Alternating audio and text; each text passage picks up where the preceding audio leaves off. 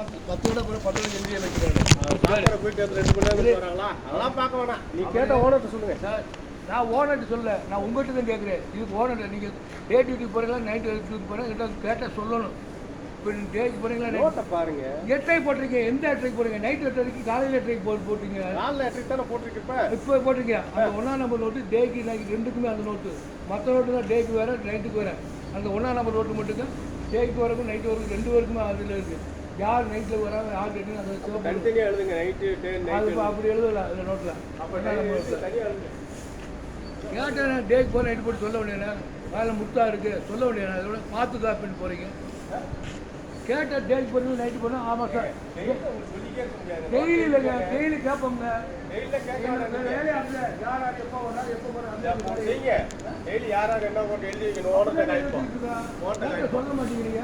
Take வரீங்க வந்தது எத்தனை டைம் சொல்லி நீங்கள் டெய்லி வாரம் டேக்கே பேசித்தானே இருக்கேன். அல்ல டேக் மட்டுமா வரீங்க? ஒரு வாரம் 2 நாள் ஒரு வாரம் டெய்லி தாங்க கேட்கணும்.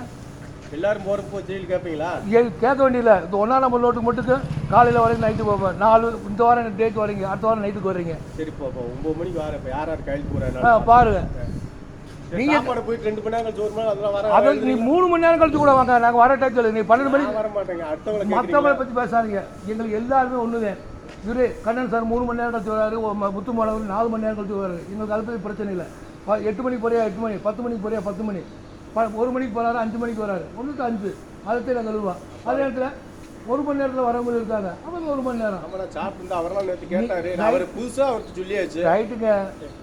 நீங்கள் 1 மணிக்கு போகிறீங்க 2 மணிக்கு டயத்துக்கு எழுதுறா. நீங்களே டென்ஷன் ஆகுறீங்க. தேவையில்லாமல் எங்கள் தேவையாக உள்ளதுங்க. மற்றவங்க கேட்குறதுல பதில் சொல்லணும்ல.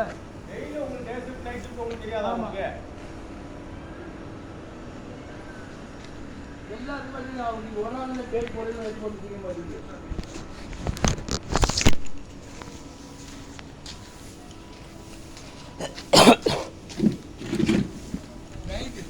நைட்டு வேலைக்கு வரதுக்குமா?